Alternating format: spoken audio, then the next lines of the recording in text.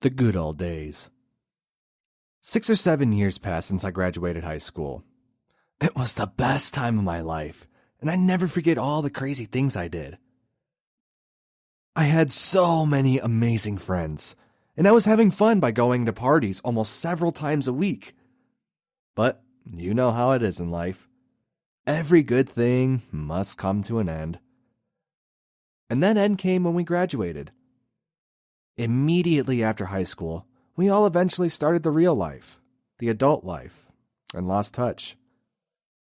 All those great friendships I made were all lost to time, and to the fact that we were all too busy to talk to each other. Sure, we managed to do it for some time, but eventually it felt more like hard work than something you do because you want to. Some of us got married, some of us got high-profile jobs, and got lost in their work.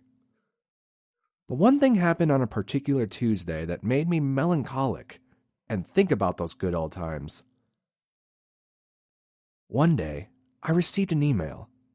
It was from an old classmate of mine, asking me if I'll be available for a reunion of some sort. She said that she hasn't managed to contact everyone from that year, but those who she did manage to get in touch with actually accepted the invitation. How could I not? I mean, they were the best years of my life so far. Why wouldn't I want to reminisce with some old friends? And without hesitation, I said yes. I was really happy and at the same time excited. A million questions popped up in my head. How will they look? What did they do all this time? And so on. It was a done deal. The reunion was about to happen in 2 weeks from when I got the email. She even rented a small but classy event hall for us so we can have dinner, drinks, and even dance. She really did take care of everything. Time passed, and the 2 weeks went by without noticing them. Time does fly when you're excited about something, that's for sure. The moment finally came, and there I was, all dressed up in a classy jacket, in front of the place we were all supposed to meet. Shivers went down my spine. I was wondering if I would recognize my old friend, or better yet, will they manage to recognize me? I did put on a couple of pounds or more since high school, after all. As I looked around, I saw that there was a decent number of cars in the parking lot. So the first thing that came to my mind was that most of the people got here already. I hoped I wasn't late, but something inside me didn't want me to go in there. Well, at least not yet. I was nervous and I stalled for a bit, until a "Hey stranger" made me turn around. For a moment, I felt like I was still in high school. It was my high school crush, looking as beautiful as ever. Then I remembered that she was one of the reasons why high school was so great. We used to have a little thing back then. She took my arm and we both went inside. When we went through the door, everyone was already having a blast. We quickly started to mingle, eager to see what everyone was up to, and talk to people we haven't seen in so long. We swapped stories, had drinks. It was great. Ate amazing food, and honestly, got a little tipsy. But that's what reunions are for, right? The girl who organized it all went to the mic and thanked us all for coming. And as a joke, she took out the attendance book and called our names. It was fun. She called only the people who said they would come, but there was one person missing there. We knew the name, but didn't have a face in mind, so we took a look through the yearbook. It was Clark Minsky. A weird kid. Never really talked much. He always looked angry and had a pet tarantula which he brought to school. Everything came back at that moment. A few seconds later, the door opens. It was a guy dressed in a clown suit. We all joked and thought that she brought entertainment, but she had no clue what was going on.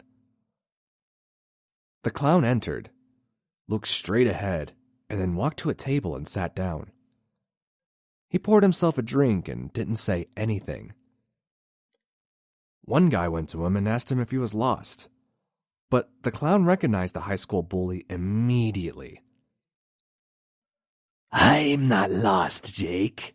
Not anymore," the clown said, and at that moment, we realized it was the weird kid, Clark Minsky. After a couple of drinks, he got on the table.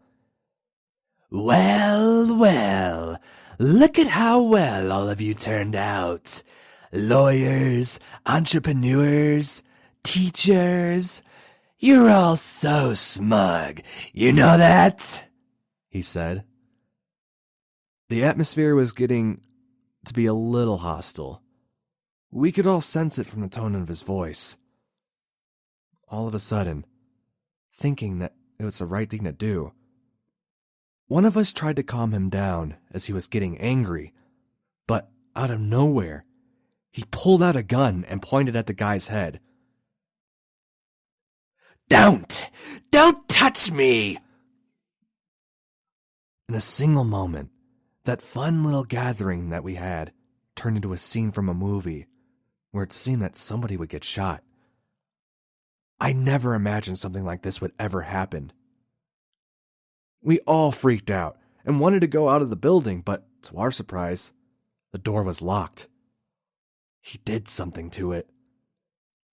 "I am here to get revenge on everyone who hurt me," he said.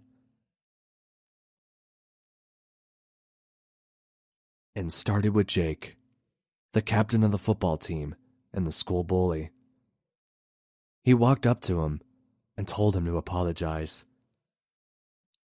Even though he was at gunpoint, he refused, so the clown hit him in the head with the gun and walked away. Jake got up and tried to attack him, but then he shot the gun. We all got to the ground, and Jake was bleeding abundantly. He didn't kill him, even though he shot him from a very close distance. But Jake was very badly wounded, and if someone didn't do something, or if the situation wouldn't have taken a turn from the better, he would surely bleed to death. "Anyone else?" the clown said, while we were all covering our heads. Next, it was captain of the cheerleading team, my crush. He said she never paid attention to him and treated him badly, like he was nothing. He told her to get up, but I protested and tried to take the gun away from him, getting shot in the shoulder. It was getting serious. He grabbed her by the hair and threatened her with the gun. Fortunately, one of us managed to call the cops, and as the clown was on a killing spree, they were working to open the door. "Why didn't you even look at me?" he said, while holding the gun to her forehead. She was speechless, didn't know what to say.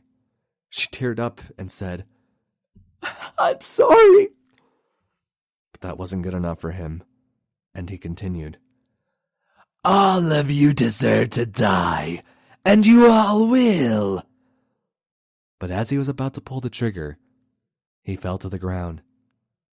A police officer managed to shoot him right in the temple, ending the horrors that he provoked. Jake was taken to the hospital, and so was I, but I was in better shape than him. He'd lost a lot of blood. We later found out that after high school, he got the job as a party clown and had that job for a couple of years, being miserable, consuming all kinds of drugs. That being the reason he was fired.